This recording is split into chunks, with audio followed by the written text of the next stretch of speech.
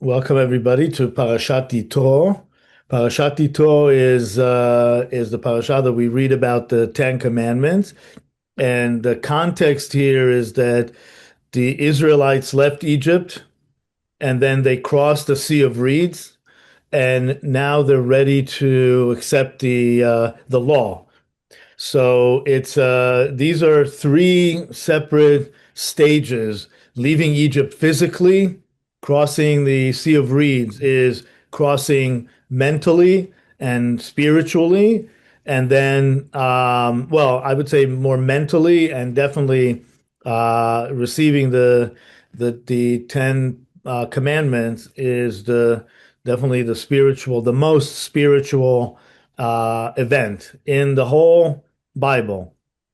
There's not, this is a unique event in Jewish history, and we would say in the history of the world, um, in the sense that this was God's revelation.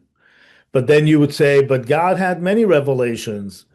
So what's the difference between this revelation and any other revelation? The difference is that this is a revelation to a nation. If you want to maybe coin a phrase, you know, revel nation. So it's a revelation to a nation, and it wasn't a revelation to one person that it would be easy to refute, to say you're hallucinating. So this was about 2 million people surrounding Mount Sinai. And there's an interesting also event here that this is the first time that we see an event that there's the Jewish word for mechitza, like in the synagogue, in an Orthodox synagogue, that men and women are separated. This is the first event that we hear that they are actually separated, and that is Moses's commandment to the people that did not come from God, interestingly. But Moshe thinks it's better for men and women to be separated. So even though I belong to the conservative movement and it's an egalitarian movement that everybody is together, I definitely believe in situations where it's good to separate. Like maybe I don't know. There's a whole controversy of the Boy Scouts and the Girl Scouts, but maybe it's better. And some show that actually when girls are in their own classes, they actually tend to do better. So it because there's no distraction or no competition with the other gender. So anyway, this is where we get the mechitza in the synagogue. That in this kind of event, we want to be just focused. So whatever is taking us out of focus is promoted. So the parasha begins when Yitro, Jethro, he is the father-in-law of Moses, and they haven't seen each other now for a long time since Moses asks him his permission to leave and go to back to Egypt after God tells him in the burning bush. Now, this is the same place. They're coming back as a nation to the same place that Moses had the revelation in the burning bush. So that's the area is called Horeb or Mount Horeb. And what's interesting is it's the same word as Horeb, Haravau, Horeva is the same word, the same root as the dry land that the Israelites crossed the Sea of Reeds on. So it is there's something about the word Horeb, Horeva, dry land, that represents God's provision, God's maybe providence, that He gives us the land. Um, even when God created the world, if we even go all the way back to creation, um, when the earth reveals itself from the water, because in the beginning, God just created the water and divided the water below and above. But then he reveals the land. And then only on land, he created mammals and, of course, human beings. So there's something about this idea of choreva that God gives us a kind of a stable platform to stand on. So this is where they come back, and if you look at it from um, a spiritual view, it's interesting because choreva would be the most earthly component of the land. It doesn't have it. It connotes almost having no vegetation. It's charev. So, which is interesting because we are receiving now the Ten Commandments, the revelation directly from heaven, and this is on top of a what would be the most earthly.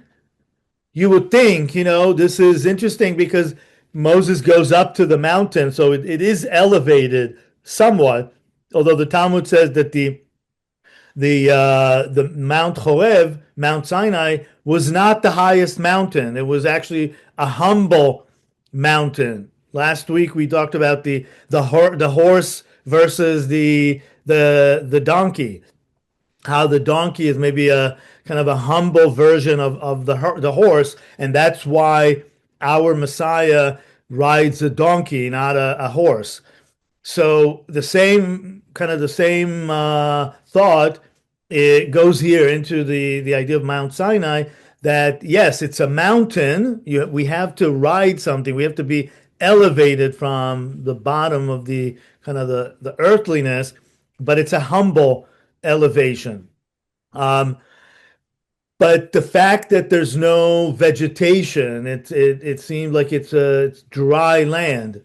Um, this is now I'm going to introduce you to this concept that repeats itself because if you think of what we're getting here, the Ten Commandments, the tablets, would be eventually something that we would be writing on the parchment to create the Torah scroll, right?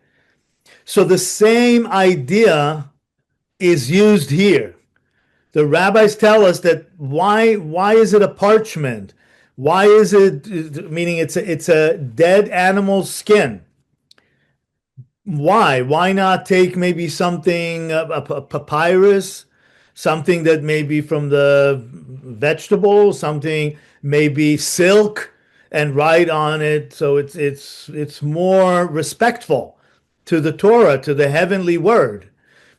But that exactly is the point. And this is the message of the revelation and God's revelation overall. Ultimately, what is the ultimate faith in Judaism, and actually Christianity, is the rise of the dead. That God can take something that is not even, doesn't even have a life in it, and raise it up. The Torah scroll is the embodiment of that bottom line idea. We take a dead animal skin and we allow God's word to come onto it, and it elevates it to the highest degree. From dead skin, it becomes a holy vessel. And not just a holy vessel, the holiest vessel. So the idea is that the lowest you go to bring the God's word, the most elevation you gain. So practically, if we talk about just the practical idea, is that, for example, um, I'll get to other example, but let's say you wash the dishes. We'll start with the lighter example. You wash the dishes and you stand in front of the sink, and you in your mind you are complaining in your mind, like, really, I mean, this is like this task. I need to sit there and to stand here and wash the dishes. Albeit I know that some people love washing dishes. I do not belong to that group, and I bless dishwashers every day. So, but think of any task, minutia task, or repeating task that you just have to do in life. Of course, what we eventually also say is about the marital relations, is that it's kind of the most earthly desire, like food. These are the two elements that Maimonides put in his Book of Holiness. And he says, why is this in the Book of Holiness? These two.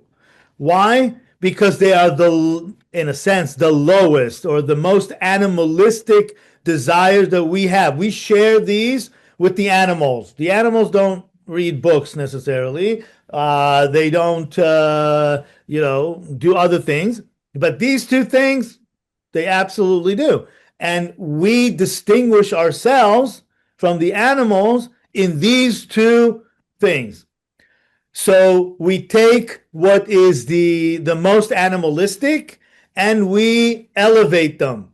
So the word holiness in Hebrew is kiddushin, is the same word as marriage.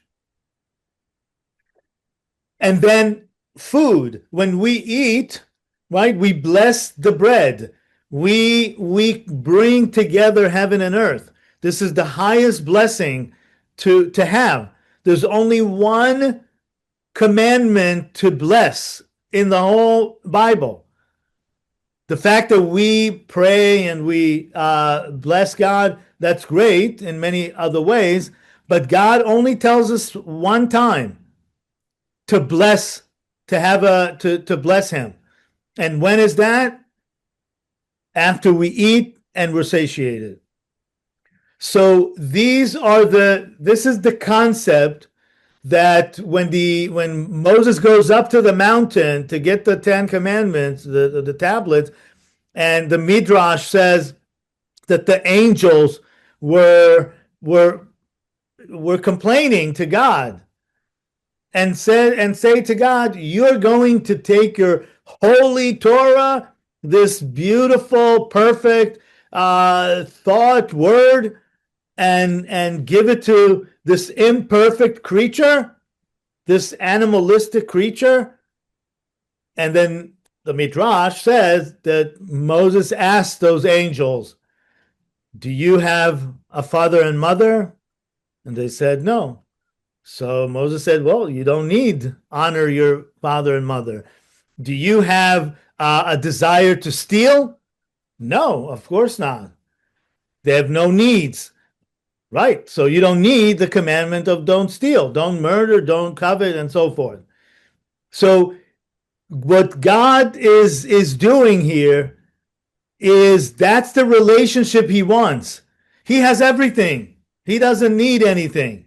So the relationship that He really would want is with something or somebody who wants, who does have a want, but then direct the want towards God, to the source that gave it its nourishment, it needs. So that's the kind of the framework that, or the spiritual framework that we work in before understanding the Ten Commandments. So the parasha begins with Jethro coming to meet Moses and the people of Israel. And it says Jethro, priest of Midian, and we know he was the priest of Midian. He knew all, the Talmud tells us, he knew all the religions in the world that existed at that point. And he comes to Moses. He said, why did he come? And the Talmud asks, what did he hear that made him come to meet the Israelites? And so it says, Moses' father-in-law heard all that God had done to Moses and for Israel, God's people. Okay, this is God's people. How the Eternal had brought Israel out of Egypt. So there is something here that, yes, God took the Israel out of Egypt, but Jethro, who has knowledge of all the religions in the world, he is impressed by that. The Talmud tells us that what he saw was the biggest miracles, and it was not referring to the 10 plagues in Egypt or what the Talmud says, the 50 plagues on the Sea of Reeds. Wasn't all that. That's magic, that or can be interpreted as magic and force majeure of a type. But what the Talmud tells us, the biggest miracle in this whole episode of Egypt was that a nation was able to come out of another nation. That what seemed to have been a fait accompli, there's no way that you would separate the Israelites from where they've been for 400 years, and they were enslaved physically, mentally, spiritually. How can you separate it now? It's like almost saying to American Jews, get up in one day and leave. But not as individuals, but as a collective. I mean, if that day would come, I mean, really, right? It would be a mind-blowing event. So that is what Jethro sees.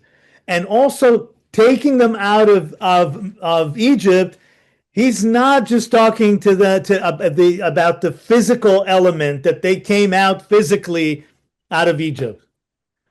Is that they were still there. They were still distinct as the people of God, as people who have the spirit in them, that it didn't die after 400 years and all these centuries of enslavement. That is the biggest miracle, because that is bringing life out of death, or what we perceive as death, right? We just had last Sunday was Tu B'Shvat, the 15th of Shvat. It was the full moon, and it was the celebration of the trees. That's the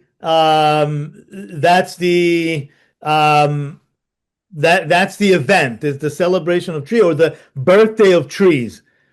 And what we say, we give Tu B'Shvat as the example for the rise of the dead, that God can bring life out of death.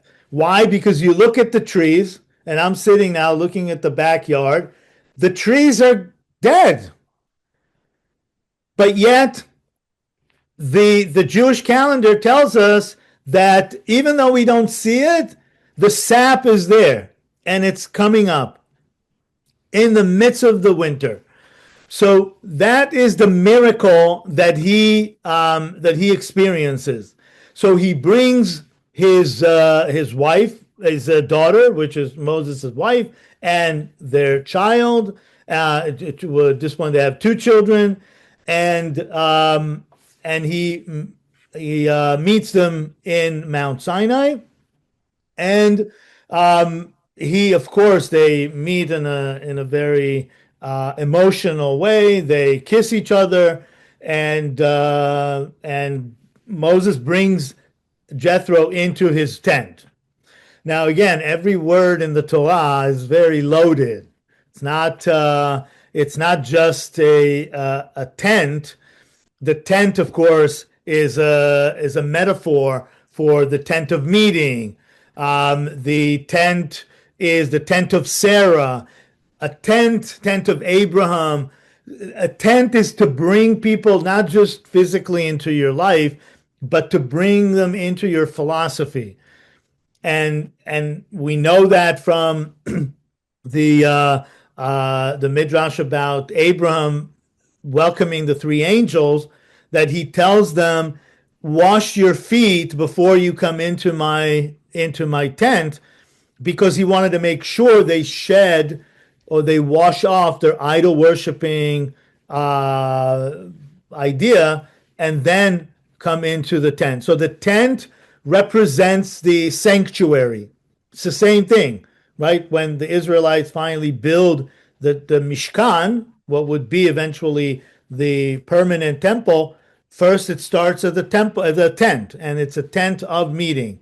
So bringing him into his tent, there are opinions, very strong opinions, and that's most of the opinions actually, say that this was an act of conversion, that he came into Judaism, and he is in a sense the first convert into Judaism. So after knowing all the religions in the world and not being satisfied with them, he finally sees something. He doesn't only see, he hears something that he heard. So he heard something that resonated with him, and he comes into the tent. Some say he didn't. He just, of course, was, Jewish friendly, but he did not convert per se, because at the end it reads that he went back to his people. But either way, it's this whole act of Jethro and really the Mount Sinai event is an event of conversion. The people move from one state that they were into a new state, to having being a nation that came out of Egypt, but not having the law, not having that experience of revelation that would give them the permanent stamp on their soul that there's something about being Jewish that is carries through. I'm going to stop here for a second and do a little diversion here. Um, the so the idea of chosenness is a very hard concept for everybody, for the chosen and for those who see the chosenness in the Jewish people from the outside. It's hard for Jews to accept this because it's a lot of responsibility to be chosen. So what does that mean? I have to be better than everybody and everything. Um, and on the other side of it, when you look to the Jewish people, and you can develop some animosity towards people who say we have something you don't have.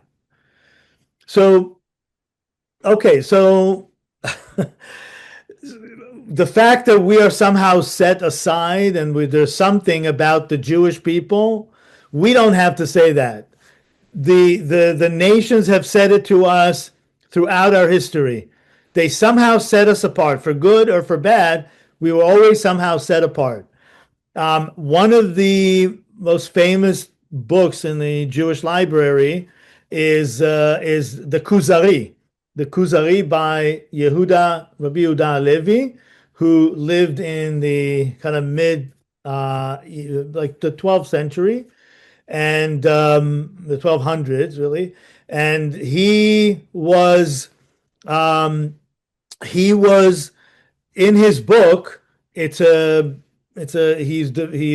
talking about a story of the Khazars, a nation, that their king has a dream, and God comes to him in his dream, and he says to the king of Khazars, your actions are your faith is good, but your actions are not.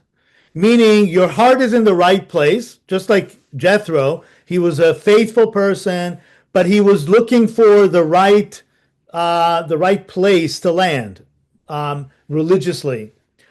And so what he does, he interviews all the religions. He brings the Christian, the Muslim, the philosopher, and at the end he brings the Jew. And he asks the Jews, the Jewish person, what is it's called the chaver, the friend, and he says, what is it about you that is so different? And he said, we have a godly spark. Okay, he had a godly spark. So you could the one of the opinions about where did this godly spark came from was from the revelation in Mount Sinai. There was something that was sparked there that it's the eternal fire. It's that the burning bush. So just like Moses had the experience of the burning bush that would not be consumed, same thing happened in Mount Sinai. So, which means that the chosenness is not necessarily biological, but it's about the revelation. It's about connecting to the revelation. So you can really, of course, can be a convert and become 100% Jewish. Nobody's going to say, "Oh, you were, you're." I mean, for a while, people will say, "Oh, he's a convert or she's a convert," but eventually you become part of the Jewish people with that same spark. I know many Christians, of course, in my work with Project Genesis, who, of course, see themselves as grafted on. And that's really the idea of being grafted onto the revelation. So that spark is what we received in Mount Sinai. So that's the conversion that we went through. Okay, something that now we have in our soul that did not happen before, that was not there, and now we would live by its light. Okay, so coming back to the story, Jethro is very impressed of everything, and they're now preparing for the event. It's the biggest event. Think of the Super Bowl tomorrow and see how much preparation people have, right, for just the Super Bowl. So imagine the Mount Sinai event. So it says that Moses sat down and he judged the people.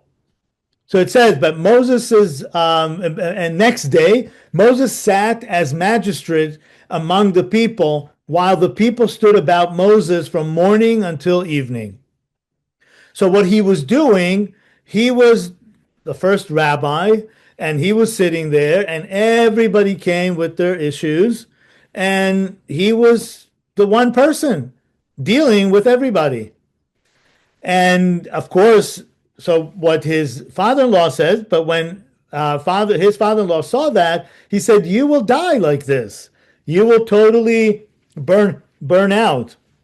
I guess pun unintended, but you will burn out. And actually, they just had a survey among non-Orthodox rabbis. I mean, I think it included some Orthodox rabbis, but it really was in the conservative and reform movement.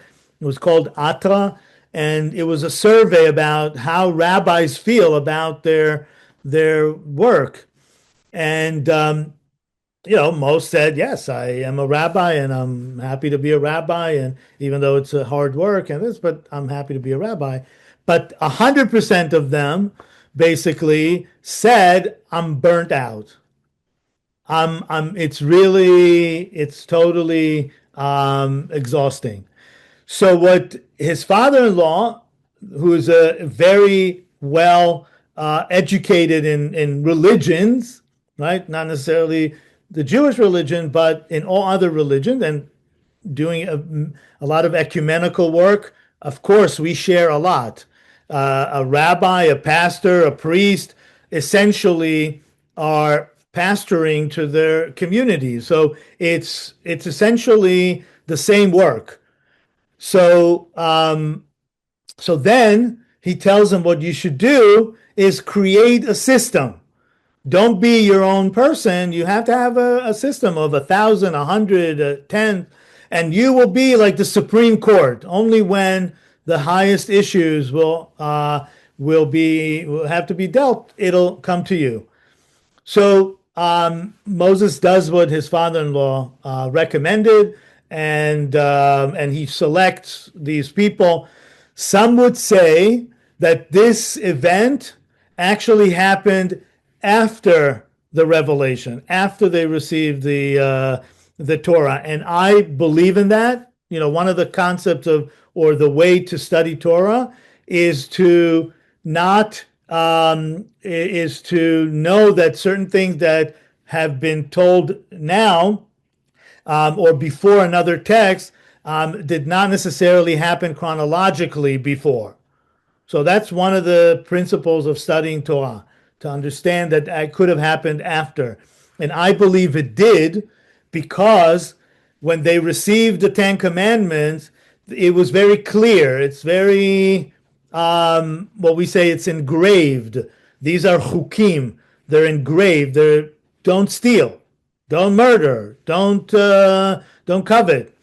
But when it comes to life, to practical life, you know you need explanation. What does that mean? If somebody died, did I necessarily murder him, or killing is a different just like we do? No, murder, killing, negligence. I mean, there's all kinds of levels, and this is what he interpreted after the Ten Commandments. Um, so okay, so that's he created that system, and now we're ready to read about the Ten Commandments. It happened on the third month of when they came out of Egypt. So it's basically what we would see as Shavuot, the 7 weeks after coming out of Egypt. What we see is, of course, Passover, and then we count 7 weeks, and then on the 50th day was the revelation. Now, it doesn't say that specifically in our text, but because it says to count 7 weeks after the after Passover, and that would be a celebration of Shavuot, and then here it says that they received the Torah on the third month after coming out of Egypt. The rabbis conflated these two and made that ritual that the Torah was received on Shavuot. So, okay, so that's the timing, and they travel from Rephidim, and they parked, or they kind of settle in front of the mountain, and Moses goes up to God, or to the up to the mountain, and God says to him, and maybe this is where Moses got the idea of separating the men and the women, because the way that the verse says, it's Exodus 19:3. It says, and Moses went up to God, and God said to him, thus shall you say to the house of Jacob, and declare to the children of Israel. Okay, so he uses two separate, almost, terminologies or camps here, or groups, to the house of Jacob and to the children of Israel. So when you read those words in Hebrew, the word house is the same word as a woman, bat, a female. Bait and bat. It's the uh, same spelling. And then the children of Israel, the word children here is the sons of Bnei. So we have Bat and Ben. So that's why the yeshivas for Orthodox girls is called Beit Yaakov. They take it from here. So perhaps this is how God tells Moses to separate them, but we don't have it literally. And then he said, I brought you on wings of eagles. And here we also get this word of chosenness that in Hebrew, I love this word and I love to explain my, I have an explanation of this word. It's my own explanation, but based on, of course, Jewish theology. It says, now then, if you will obey me faithfully and keep my covenant, you shall be my treasured possession among all the peoples. Indeed, all the earth is mine. Meaning God says, I've created this world and I'll choose whoever I'm going to choose. You know, just like when you're chosen to be the teacher in a classroom. So it doesn't mean that you're the most perfect person on earth or you're the best in everything. No, you just have something that you are chosen. When the committee interviews 50 teachers, potential teachers, they choose you. Why? And God says here, you will be segula. The word segula, what is translated as treasured possession. The word segula is also the word for sagol in Hebrew is purple. So we're the purple people. And what is sagol? What is purple? What's the combination of colors that create purple, red, and blue? Right? So remember how we started this whole thing? By saying you take the most red. The word red in Hebrew is earth. It's the same word as Adama, Adon, something that is the most earthly. You take that and you infuse it with the blue of heaven, and you create something that God loves the most. Because heaven alone is a ghost. Earth alone is what we say, the body without the body without the soul is a corpse. The soul without the body is a ghost. So that relationship, that marriage between heaven and earth is where God dwells. This is his cherished possession. This is where he is the happiest. And the tent of meeting is not just tent of meeting between the people, but it's the tent of meeting between heaven and earth. It's what Jacob with his ladder.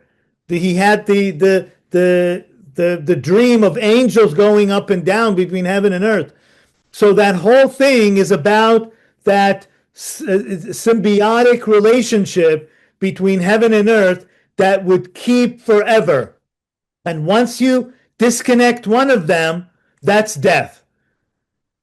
So Adam and Eve in the Garden of Eden were supposed to live forever because they had the right combination between heaven and earth, and they were not supposed to die.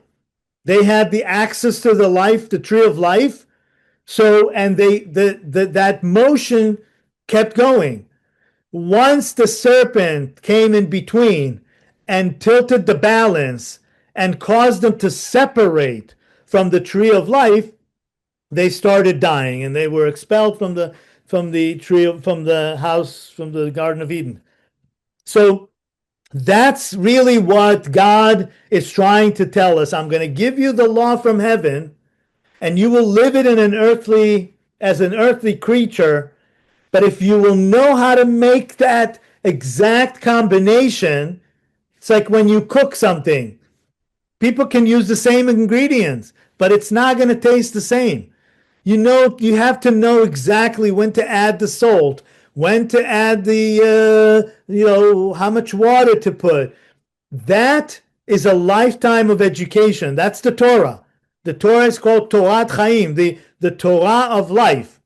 So it's a toolbox that for every situation, you'll know how to add some earthly, some heavenly, some here, some there combination. And that's what the idea of being a Jewish person means. Okay. So then they gather around the mountain, and Moses tells them about the separation, and he says, and God said to Moses, "Go to the people and warn them to stay pure today and tomorrow. Let them wash their clothes." So before any revelation, and this is why before we go to synagogue, before we pray to God, people go to the mikvah, right? Today we have showers and bath, but a mikvah, of course, has to have a component of living water, natural water from a natural body of water, and just you have to purify yourself. I can give another image of what it means to wash, because he doesn't say sand yourself. He said wash yourself with water. There's something about the water that purifies us. What is that? One of my rabbis at Yeshiva University explained it beautifully. He said, water fights us. It goes against us. Because when we go, let's say, in a body of water, the natural movement of water is to go down. It's to humble themselves. So this is really what we want from the water. It's not just cleaning ourselves physically, because otherwise a shower would be perfectly fine. But there's something about the mikvah, the living water, that's supposed to do something here. So it's not just cleanliness, it's about the spiritual humility. So in order to receive God's word, we have to empty ourselves from ourselves. It's the shofar on the high holidays, and that's why the shofar is going to play a role here too. To make a sound, the shofar has to be hollow, has to be empty. So the water washes us not just physically, but washes our ego that rises. The whole idea of Egypt was, right, the rising of the bread is to eat the matzah, which is a humble bread.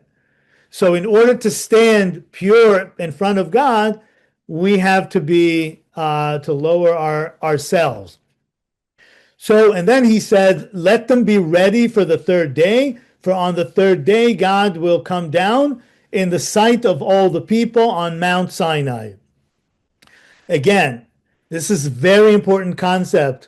What is it about 3 days? Why does it have to be 3 days? Abraham walks for 3 days until he sees the mountain, and we say this is the same mountain.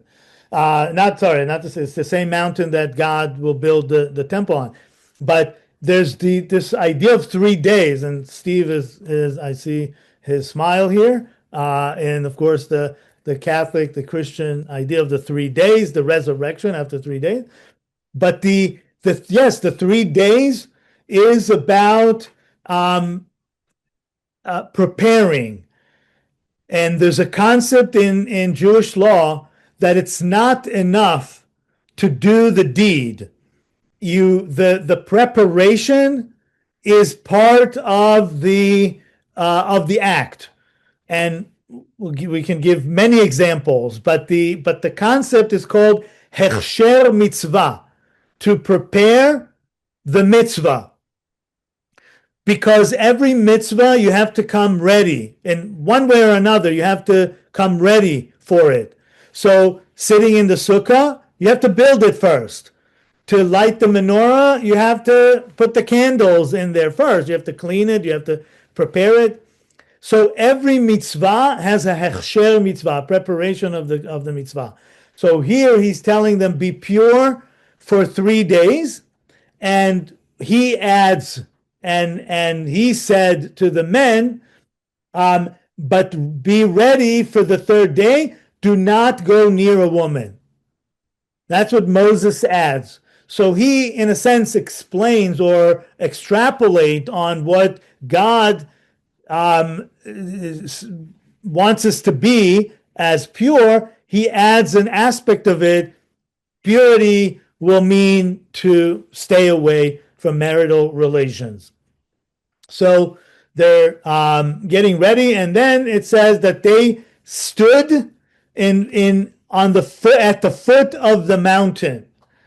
And there's a beautiful midrash that says, because in Hebrew the word at the foot of the mountains, the word is tachtit hahar, which can also mean that they stood under the mountain somehow. So the midrash says that God told the Israelites, he lifted up the mountain, and they were under the mountain, and he said, if you accept my law, the Torah, I will elevate you. If not, I'm going to drop the mountain on your heads, and the whole thing will be over. What it means is this is the heart of the relationship between God and the people, is that living physically, taking them out of Egypt physically was not the goal, was the means, was the hechsher mitzvah, was the preparation for the mitzvah. But this is now the marriage. This is now how God and Israel, what we say, the Knesset Israel, the assembly of Israel, are like a husband and wife. And this is the marriage. So it's not just to be born, but it's to marry. The idea of marriage, it's not to be alone, right? God says it's not good for a man to be alone. The spice in life is the meeting, the tent of meeting. So heaven and earth, people meeting, of course, their spiritual selves, but that's what it's about. And if you don't get it, it means you're lost. You're still in Egypt, a slave, and just in your mind, it's just enough to just exist physically. But that's not why God says, he said, this is not why I created the world. I created the world to now come together with your soul, which is actually his breath. So, and then it says, and now Mount Sinai was all in smoke, and God came down upon it in fire, and smoke rose like a smoke of a kiln, and the whole mountain trembled violently. So somehow God is always represented in fire. Fire it's a material that doesn't have a body in a sense. So as we say, we don't see God in an anthropomorphic way. So fire is really that element, smoke, cloud, and so forth. And then the blare of the horn, of the shofar, grew louder and louder as Moses spoke, and God answered him in a thunder. And Moses goes up, it goes down again. So Moses goes up first to kind of prepare, and then he comes down from the mountain. He warns the people to not come up the mountain. And again, these are all very important concepts, even before we read the Ten Commandments. These are all teaching that already prepare the people to, as a vessel, to accept what will come through. Because what he says, and our rabbis explain what it meant, don't touch the mountain. Don't go up the mountain. This mountain is holy. Holy means separate, but it means muktzeh. I don't know if you've ever heard the terminology muktzeh. Muktzeh comes from the word katzeh, which means that it's the end of something. So you shouldn't be touching something. So we'll give you an example. On Shabbat, we're not supposed to light fire. So the whole idea of muktzeh in Jewish law means take a step back from fire, which means that the Torah doesn't tell us not to touch matches or not to touch the flintstones that we can light the fire with. But anything that is an instrument to the fire, to light the fire, that's the one step we take from it. So men and women in Orthodoxy don't touch each other, right? Because the restriction is not to cohabitate. So you take a step back and you say, I'm gonna not even put myself in a situation where I touch the other gender, and somehow it'll get me to the next step. So this is one of the most important concepts in receiving the Torah. And actually, it's supposed to also be the results of the Torah. And when we get now to the Ten Commandments, you'll see every commandment here and all the 613 commandments that come out of those 10 big ones is the Talmud tells us they have the element of one commandment. They're all one commandment. All the commandments that we have are really 613 aspects of one commandment. And what is that commandment? Don't steal.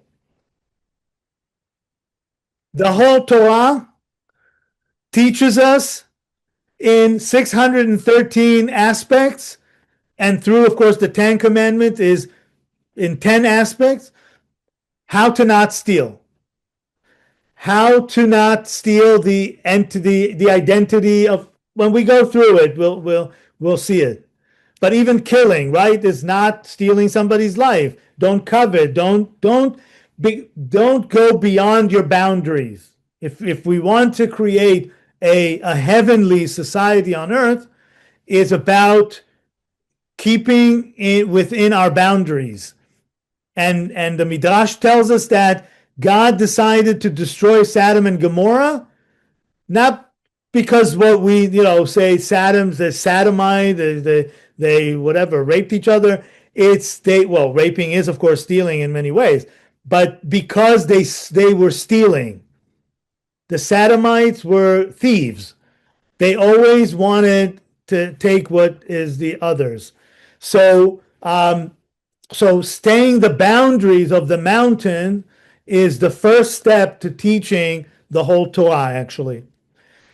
So and then finally, God begins to speak, and this is in chapter 20.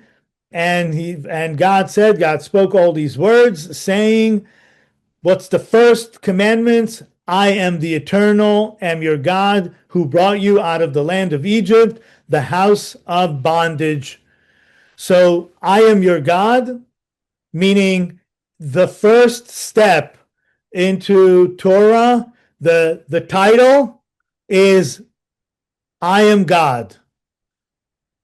Meaning it's not just God is out there, but God intervenes in our lives. He took us out of Egypt.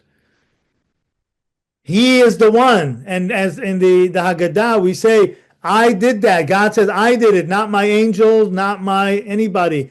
I personally took you out of Egypt. That's the relationship. I gave you birth. I birthed you. So that's the relationship. And when we say Avinu Malkeinu, our father, our king, this is what we mean. It's God is our king, of course, the king of the universe, created everything, but he also created us as a father, as a parent. He is a personal parent.